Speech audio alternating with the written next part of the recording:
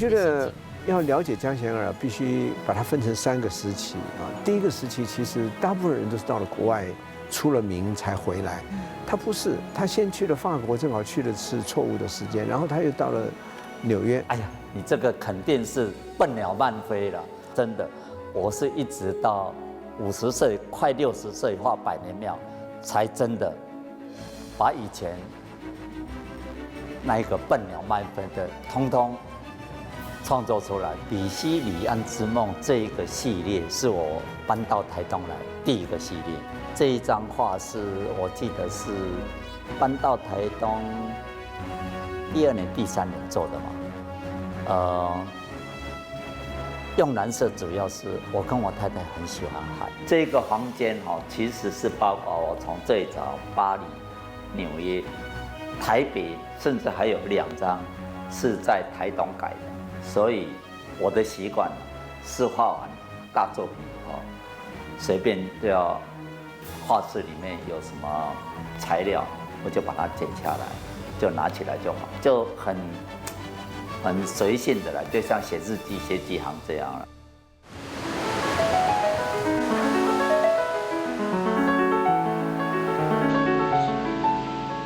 从金樽到国际，带动花东跃上国际舞台的江贤二艺术园区，这是严长寿先生带我们看待江贤二艺术园区的视角。江贤二先生艺术创作历程超过半世纪，出自台湾，历经法国、纽约，再回到台湾，定居台东海岸。在金樽，把一生未停止创作的雕塑、画作，像船只定锚一样，就在这里。从另一个角度看，这个园区开幕，何尝不是另一种希望的起航？严长寿先生这么写：花东是台湾充满文化艺术资产的地方，客观地说，它有绝对的条件，能够发展成具有国际高度，却又完全展现东海岸特色的艺术新聚落。随着江贤二艺术园区的成立，未来的花东文化之旅将可以由花莲沿着纵谷线南行，花东成为国际知名的艺术节地标，必将指日可待。这里原来就只是江贤二先生的台东画室，申请变更为艺术园区，从2020年到2025年新工落成。公益平台文化基金会董事长严长寿先生带着团队实现了这个梦想。艺术家江贤二先生爽快地把包括工作室在内名下的土地全捐了。这么多年一点一滴买下的土地，化成面对故乡也面向世界的江贤二艺术园区。今天的看板人物，我们就在这个园区进入江先生谦逊也丰盛的生命和心灵。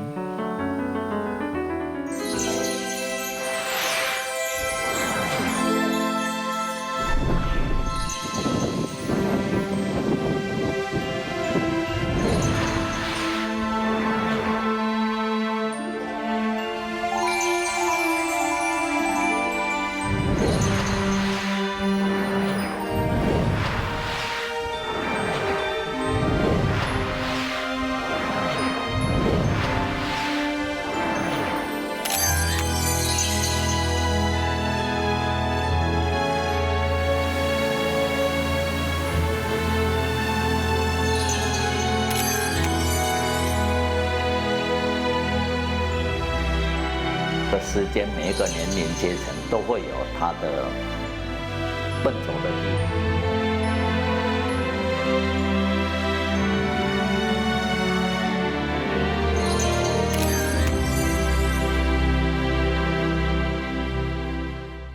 要怎么样形容江贤二艺术园区存在的必要性呢？让我借用2025年出版了一本江贤二先生的传记《江贤二以美净化人心》，里面是这么形容江贤二画作带来的影响。对于作品的注释，并不是把人引向个别的体验，而是使人一向于从属于作品产生的真理。在这个艺术园区，处处可以感受到江贤二的细致与慧心。刚刚那个面着大海开的方形窗是江贤二的建议。另外还有我现在呢要坐下的这个仿佛是从墙面长出来的石椅，也有江贤二的想法。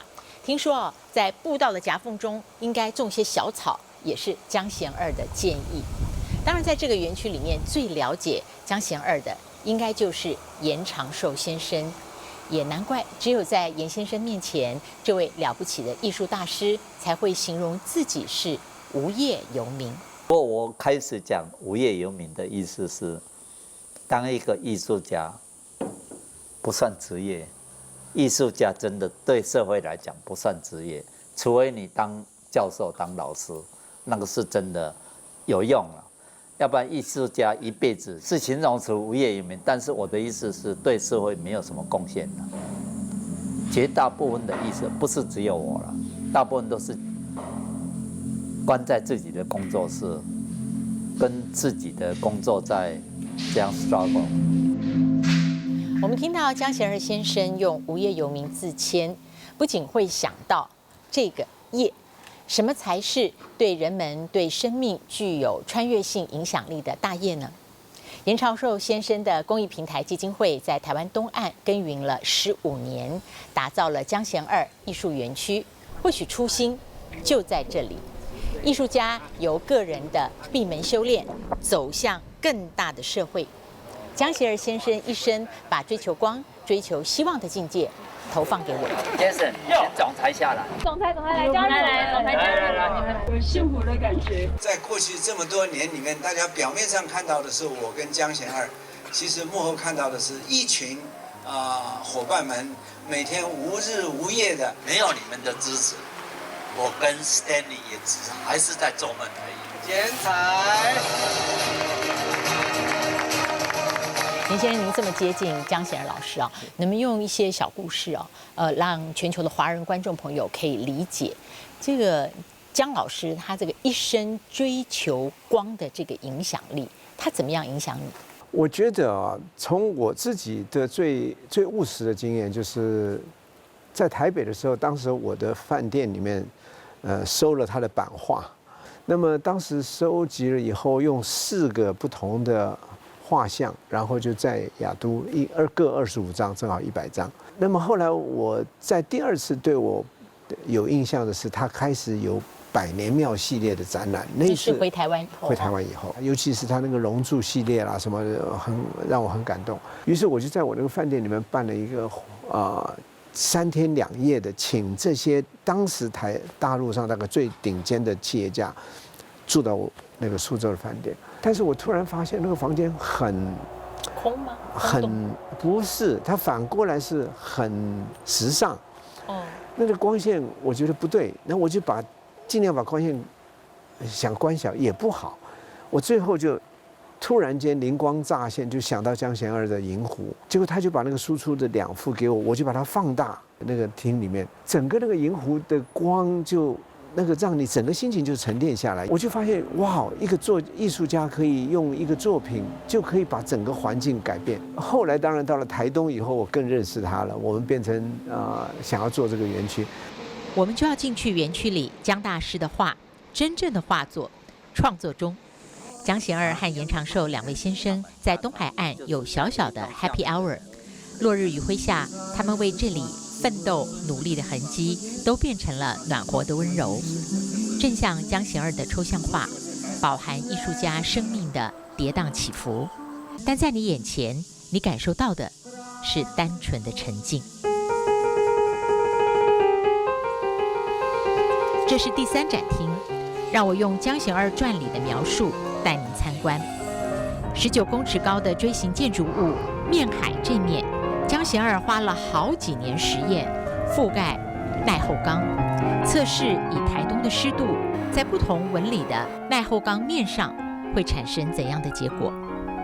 艺术家的实验心得是，推算落成2年之后，耐候钢可以达到最美的颜色，像一件有生命变化的建筑。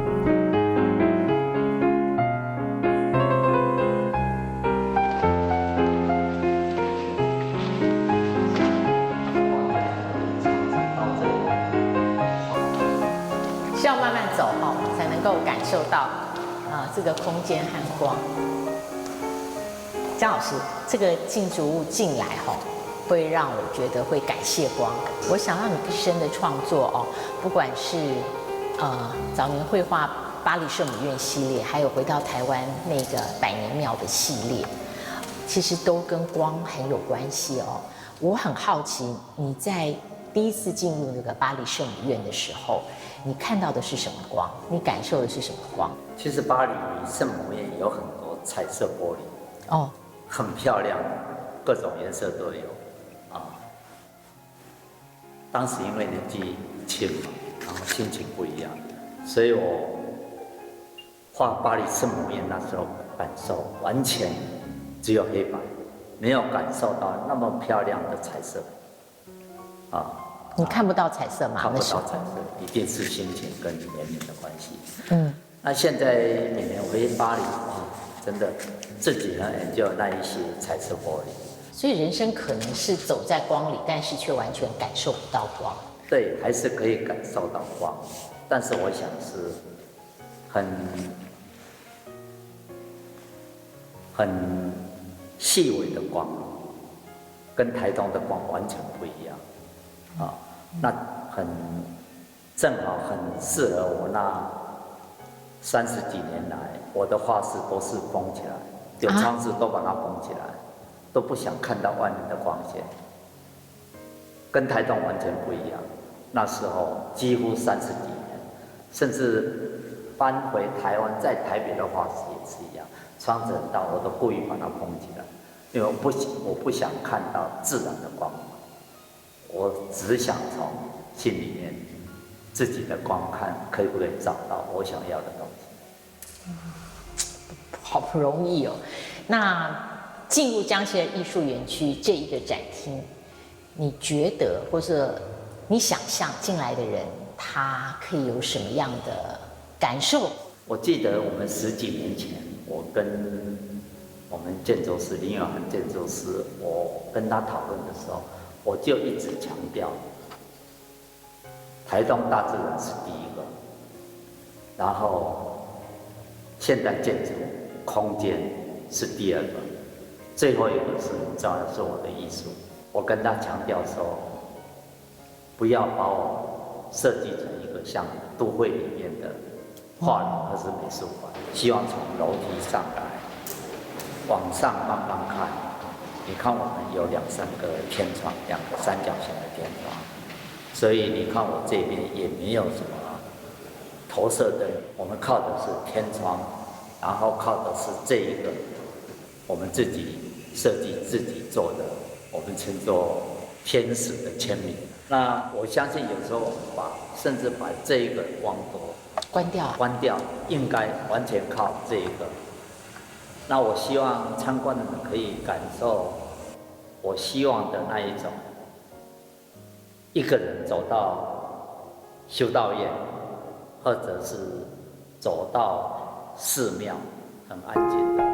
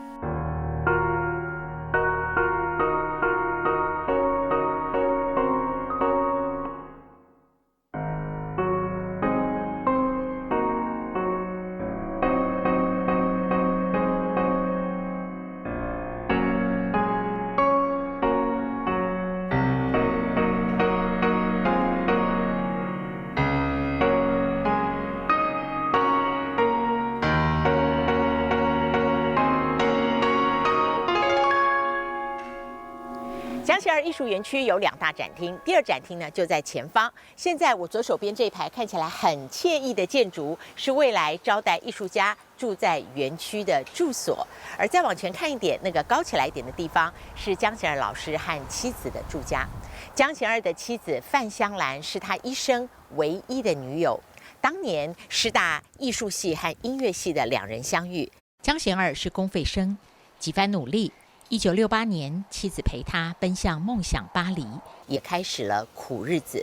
1983年搬到纽约长岛，妻子范香兰靠定制服装开店，后来开到纽约市中心的 Madison Avenue， 整整立足了15年，连美国第1夫人都曾经光顾。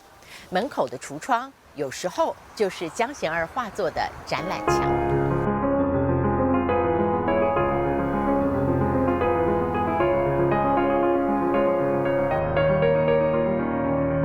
或许是妻子读音乐系的影响，江贤儿每一天都少不了音乐。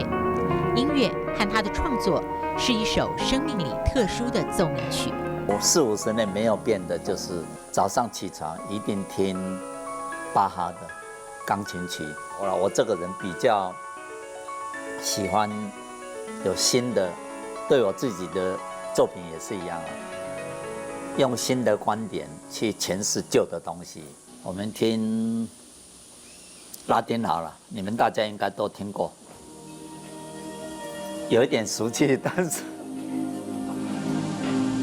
江贤儿就是这么自在，他的自在来自谦虚，谦虚使江老师能够开放、轻松地分享着他的喜欢，不知不觉就剖析了自己。我每天说4点多起床嘛，然后6点多就下去工作了。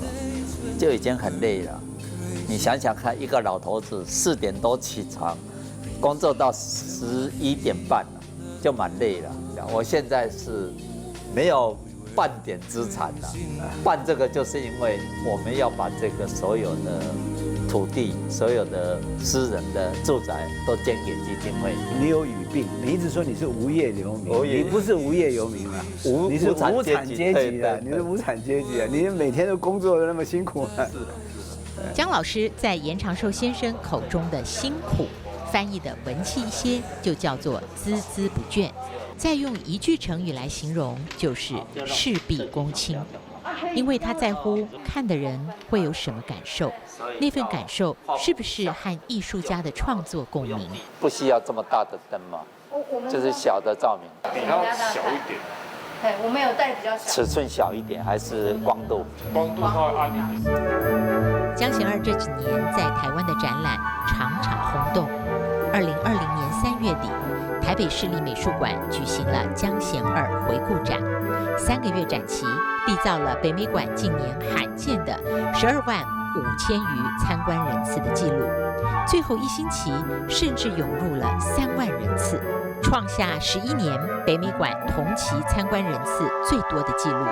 当时北美馆馆长林平是这么看的：我的震撼是在于他内在的灵视，而江贤儿本人他也说过，他说我的抽象画其实是写实的。我觉得西方的这个脉络，抽象画的脉络，在江贤儿身上，在百年庙这个系列发生了一个急剧的转变，就在于说，它不是只是这么纯粹的去处理光、色彩、造型之间的关系，他把他在土地上感受到的庙宇、宗教这种实际的关系，在他画里面转成了抽象的语汇。但那个时候我还看到一件作品，也我非常的喜欢，就是他经过了921大地震。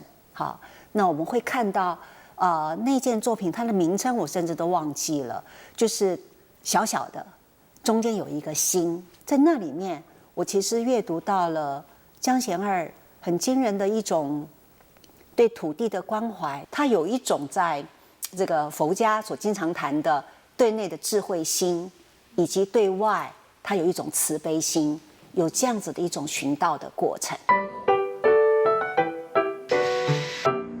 这个是老师的，就是作画的地方。对，是我工作室。所以地上，我尽量已经想办法怎么保护。你看，还有很多油画颜料。没有，我看到就知道老师你的鞋子怎么来的。对对，看我的鞋子，我这种鞋子有10几双了，保存10几双。看鞋子现在就是最近这2、3个月。哦，这边真的是老师，哎，画室才是老师生活痕迹。你订的这个《纽约时报》，对。在这边，通常在这个画室一天待多久？我是早上差不多6点下来，喝咖啡完了就下来开收音机、开音乐，然后走一走，我就会到工地走，我不会马上工作。工地因为师傅都还没有来嘛，所以我一个人就可以去到处绕绕。一般人进到工作间都会觉得啊，我要工作了，但老师应该不会有我们这种现在不会上班族的感觉。已经工作60几年了，不会了。进来特别快乐，就对了。是。先跟我们介绍一下画室里面这个大型的作品，好不好？那这件作品是其实也可以说是我这几年在台东生活了这么久一个总结了。这一件作品应该我也会起名《牧神的午后》，就是你看我常常坐在住家，黄昏的时候，一大早5点钟太阳出来的时候，还有一点雾气，朦胧的那种颜色。然后黄昏的时候，有的时候太阳下山的早一点，也是一样更暗。但是我的印象里面，我面对的都是大海，所以都是深色的，还有一点绿色的啊。所以这件还没有完成，但是接近了。但是它旁边这个铜雕的人影，是跟这个作品一起的吗？没有。那我正好刚搬来台东，到10几年前，买了不少铜片，因为我60年前到巴黎，是我最崇拜的是加科梅蒂雕塑家，是为了他去的。这个大环境让我想起来，又想做立体雕塑、3度空间的东西，所以去买很多铜片。不同的创作，一直的创作，您自己分析，你一直画下去的最主要原因是什么？我记得30几年前，有一位好朋友到纽约去看我们，他应该懂得一些八字了，这一些了。他跟我说：“哎呀，你这个肯定是笨鸟慢飞了。”真的，我是一直到50岁，快60岁画百年庙，才真的把以前那一个笨鸟慢飞的，通通创作出来，通通集合起来。所以从搬到台东回台湾以后，停不下来，一直画。对，一直画。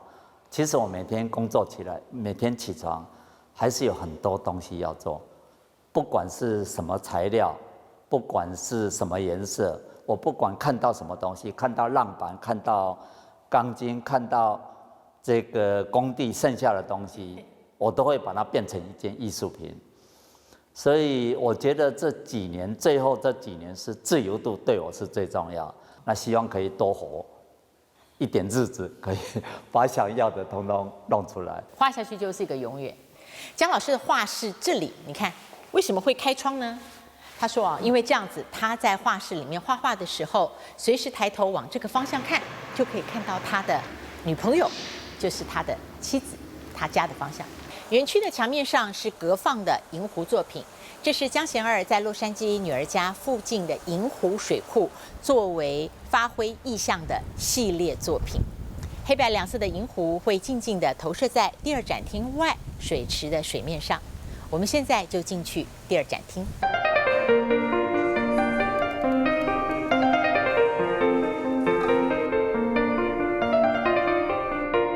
这个房间其实是包括我从最早巴黎、纽约、台北，甚至还有2张是在台东改的。这我把它算成是，因为我平常多画大画，尺寸大一点，然后第一个是要体力，第二个压力比较大，然后画完了觉得蛮累的，所以我的习惯是画完大作品以后，随便就要画室里面有什么材料，我就把它剪下来，就拿起来就好，就很随性的了，就像写日记、写几行这样了。我的习惯是看到旧作品，如果没有在收藏家那边，我只要看得到的，我一定会改。为什么会想改呢？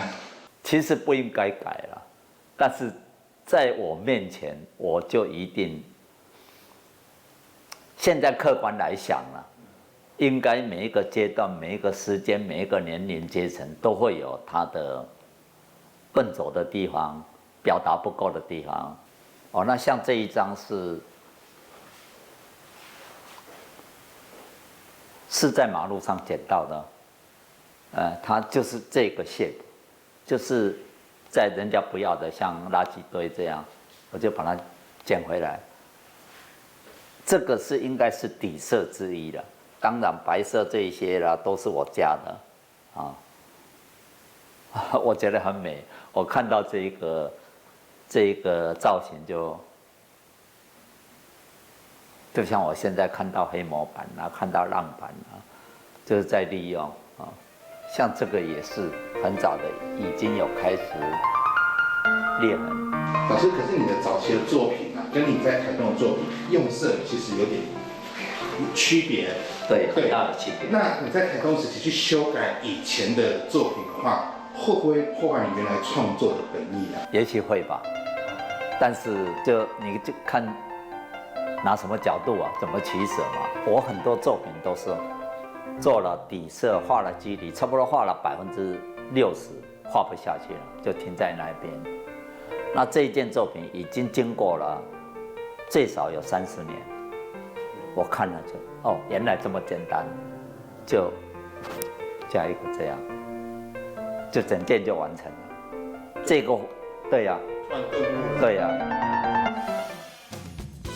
有一个笑话，好像以前有一位采访者问我说：“老师，上一次我在你画室看的那一件作品呢，再拿出来让他看一下。”我说已经改掉了，我是有一位藏家了，想要收藏那一件了，因为我每天挂在那一边，我觉得需要改，我就把它改了。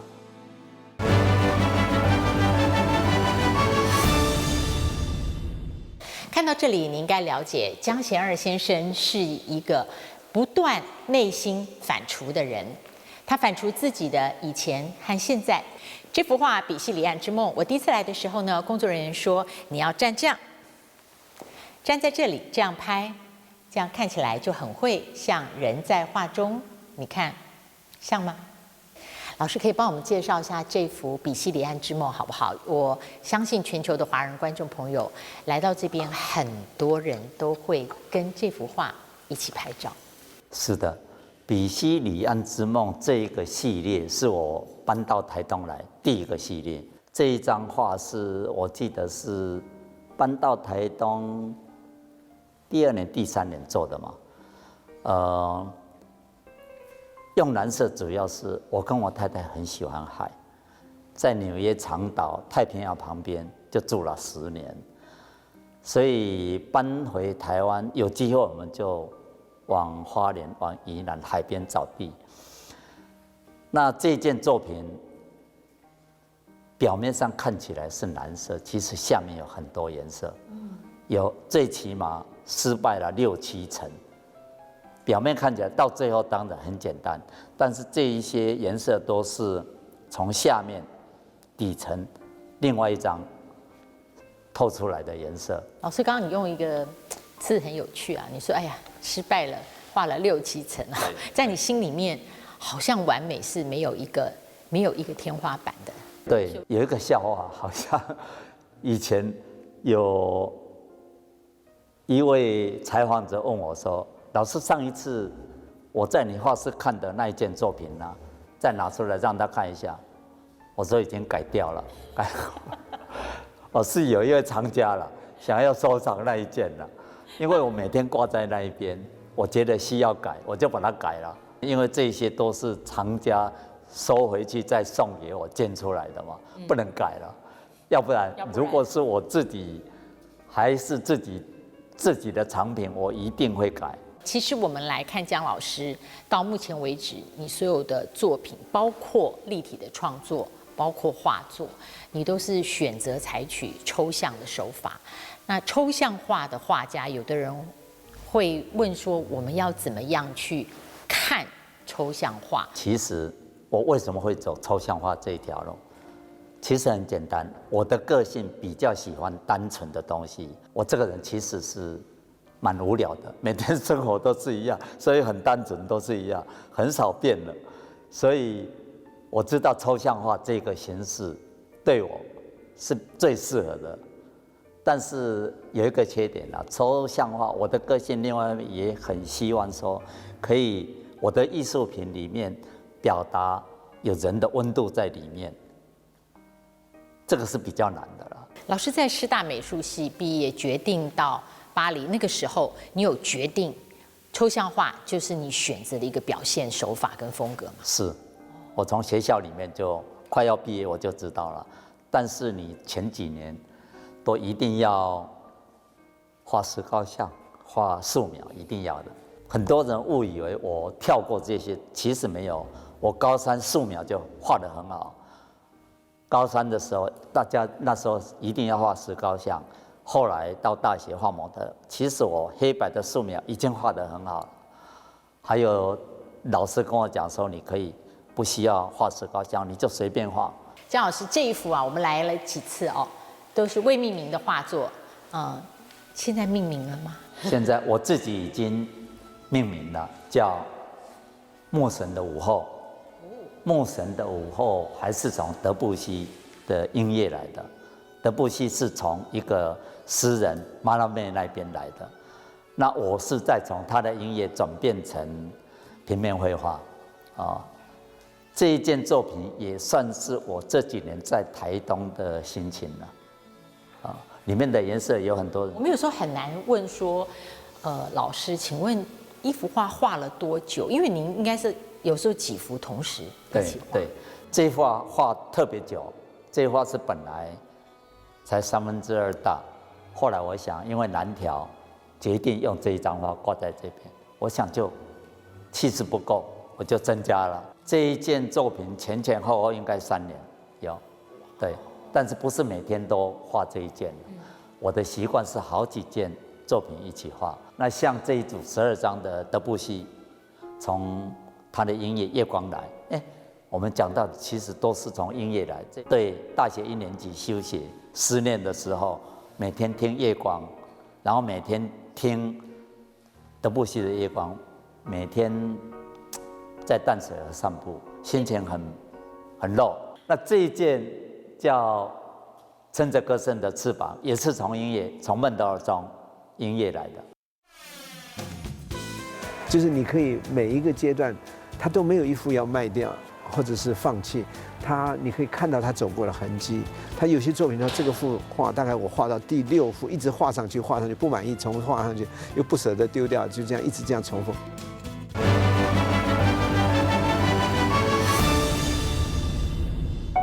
江贤二老师的抽象画这几年成为台湾各方面不断跨界合作的对象。2023年金马60主视觉设计就用了《比西里岸之梦》这幅作品。2024年巴黎奥运，台湾选手进场服装设计师的视觉意向也向江贤二争取到授权。富比士杂志列出他们看为奥运进场服前10大时尚感的设计，台湾选手的服装在世界各国代表队中进入10大。在各种跨界合作的表现里，台北这场双荣誉的展览吸引了许许多多跨世代的参观群众，也让人充分降服在艺术创作是没有限制、永远充满鲜活生命力的真理下。这些都是他去设计的，对啊，跟同事一起。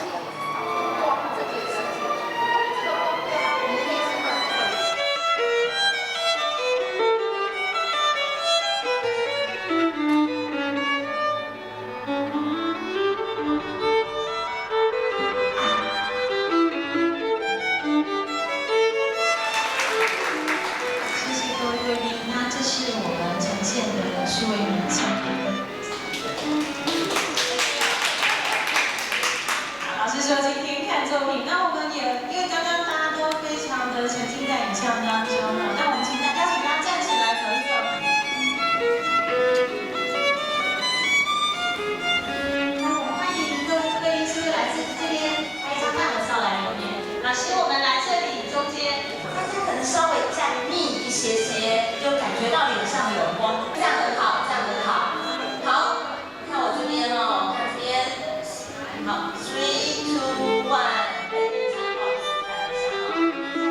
跟我聊过说，其实钟琪姜老师的大半辈子，他是一个孤独者，是一个寂寞者。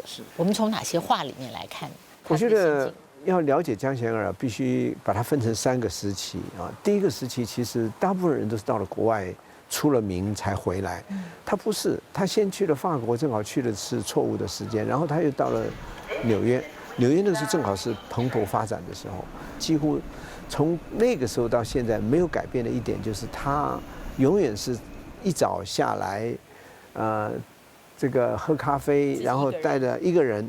带2根香蕉，或者是带个番薯，他就下来，然后他中午就是这样，就稍微休息一下，然后一直到晚上才回来。他几乎每天没有人督促的，可以持续做这样的生活，所以基本的他开始的那30年是忍受很多的孤独，而这些孤独，他的画作里面可以看到这个痕迹吗？就是你可以每一个阶段，他都没有一幅要卖掉或者是放弃。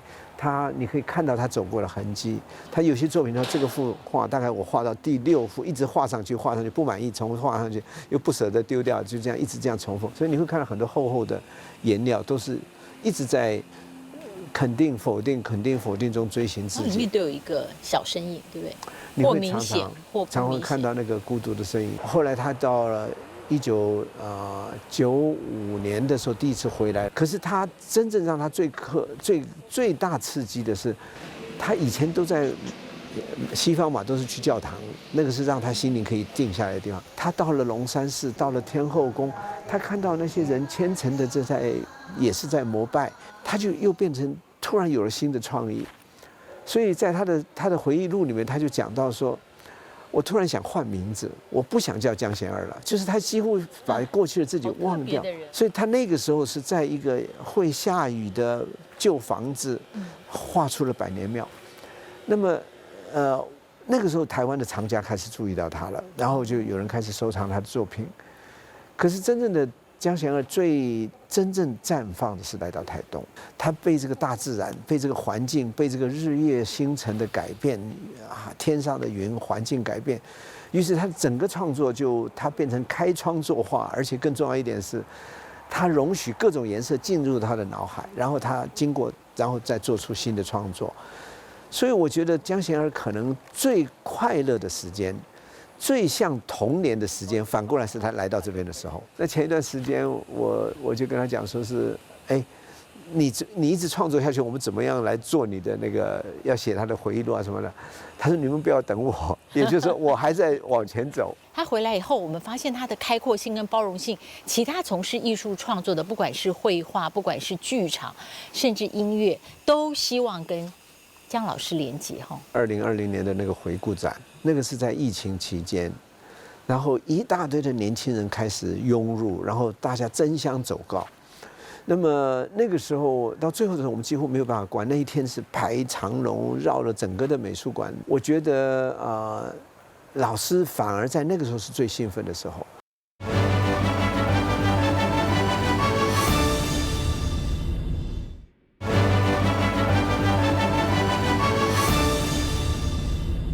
Hello， 江老师来了 ，Hello， 江老师，很高兴见到你。先会，Hello。好，这个我们刚刚园区看了一下，然后呢也跟严先生聊了一下哈。你说来到台东以后，让很多自己跑出来，这是江老师自己的语言。那你会建议大家来到这个园区，用什么样的，我应该说角度吗？怎么欣赏这个江贤儿艺术园区？我觉得应该是怎么样去体会、去感受整个环境跟艺术品每一个角落。你看，如果你刚刚走进来，从那边你很安静的一个人走进来，你就会觉得，马上心情就会沉淀下来，安静。比较重要是要去体验、去感受周围的环境。跟每一个角落的，我花了很多精神，每一个角落都像。我可以确定这一点，在过去这么多年来这个整个建筑的过程里面几乎一草一木都是他自己在做。从建筑，他会用那个瓦楞板做出一个模型，然后让建筑师，所以建筑师基本上是照他那个形状做。当然，克服一些建筑的难度，但是我觉得本身就是一个艺术品。那艺术园区开幕了，这所有的点子是不是就可以停下来了嘞？应该不会停吧？不可能，不可能。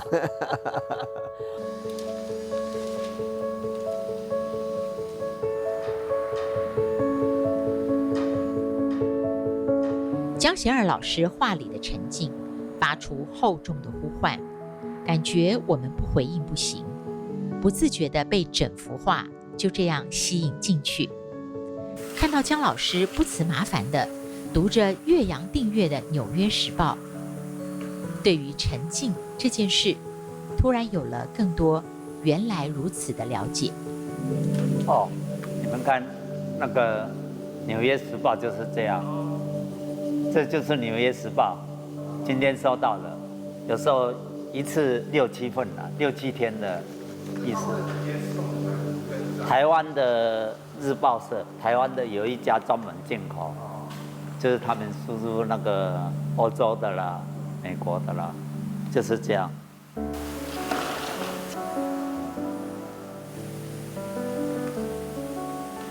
我都是先看我有兴趣的译文啦，还是什么。美国最近新闻有点多。然后是啊，然后看起来就把它折这样，真的太无聊，有机会再来慢慢看，跟人有关系的，不是表面的美感这一些。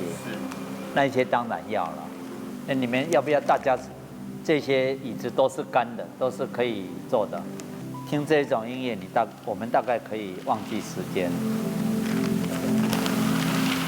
观众朋友来到江贤儿艺术园区，第一个要先到接待大厅，所以可以请江贤儿老师帮我们介绍一下接待大厅它的主要功能，好不好？其实我们都有一点点教育性质。我们希望说，可以第一个当然是接待中心，里面我们会让大家先了解一下我们这个园区有哪几个参访的展厅以及空间或者是雕塑品。但是很重要的一点，我们也希望观众可以慢慢的养成，因为到底我们这个地方是跟艺术有关系的，所以除了享受大好天气、艺术品、建筑物以外，希望观众可以尽量保持安静，一个人为了自己，也为了别人。其实来这里呢，我想用一个英文单词，就是江贤儿老师的弟弟是这么形容你的。翻译过来应该是叫做与世隔绝吧，但它的真正的原始的意义是潜水舱。啊，你的弟弟用了compartmentalize 来形容你的个性，你怎么样诠释这个形容？其实因为他观察我60、70年啊，那这是他很直接的看法了。后来我也常常想这个问题，因为我觉得人从小朋友活在这个世界上，慢慢长大，成人、老年人，然后一定离开这个世界。其实大部分人应该不是我，只有我了，是全部的人都会经过很多失意的事情。那我有一个面对他的方法，我也常常用这一句话来鼓励我身边的女儿。既然已经发生了这件事，我们就要从现在开始，希望不会再重蹈以前的错误。我常常想，我的作品，我的艺术研究很重要的，除了光以外，是希望这2个字。上面就有 hope。应该我都一直朝着希望，不一定是明天就一定都好了。你看现在全世界，从几年前 COVID-19 到现在战争，那真的，但是我们也不能因为这样失去那个 hope。所以，我想这个是很重要的了。不管是我做人，或者是我的艺术品，我希望往这一个方向前进。现在我们有了，亚洲有了江贤儿艺术园区，你期待它存在的意义是什么？其实这个小小的梦想，我30几年前在纽约在长岛就做过，我长时间可以说很长的一段时间，我觉得艺术家对这个社会一点都没有贡献。对我来讲啊，因为我都自己关在我的工作室，我也不会去教书，最起码我觉得我可以有一点点我过去的成绩来回馈给这个社会。那我觉得非常幸运，我一个小小的梦想，现在因为很多人的帮忙，很多人的支持，可以把一个园区弄得还蛮像样的。那其实都是我没有什么厉害了，我只是说要尽一份我一直认为艺术家对社会没有贡献，一点点小小的回馈。结果现在慢慢变成是大家的艺术园区，希望我们都会朝这个方向永续经营。谢谢，非常谢谢。